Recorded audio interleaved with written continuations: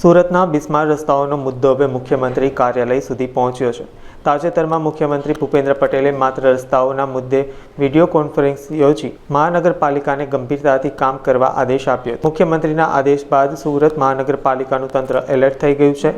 Commissioner Shalini અગ્રવાલે માત્ર આદેશો જારી કરવાને બદલે પોતે જ ફિલ્ડમાં ઉતરીને ગુણવત્તાનું નિરીક્ષણ શરૂ કર્યું છે। આ દરમિયાન તેમણે રોડના રીકાર્પેટિંગ માટે આવેલા મટીરિયલ્સની ગુણવત્તા ચકાસવા માટે સ્થળ પર થર્મોમીટર મગાવ્યું હતું અને નિર્માણ કાર્યમાં તાપમાન યોગ્ય છે કે નહીં તે પણ ચેક કર્યું હતું। સમગ્ર સુરત શહેરમાં વિવિધ ઝોન્સમાં ઝુંબેશ સ્વરૂપમાં રોડ રિપેરની કામગીરી શરૂ કરવામાં આવી છે। આજે સુરત શહેરના તમામ ઝોન્સમાં ડેપ્યુટી મ્યુનિસિપલ કમિશનર્સ અને એડિશનલ સિટી એન્જિનિયર્સ દ્વારા રોડ ઉપર જઈને એમની જો કામગીરી છે એમનું નિરીક્ષણ પણ કરવામાં આવ્યું છે। 34 જેટલા રોડ્સ ઉપર ઝુંબેશ સ્વરૂપમાં પેચવર્કની કામગીરી શરૂ કરવામાં આવી છે અને 12 જેટલા રોડ્સ ઉપર રોડ રિસર્ફેસિંગની કામગીરી શરૂ કરવામાં આવી છે।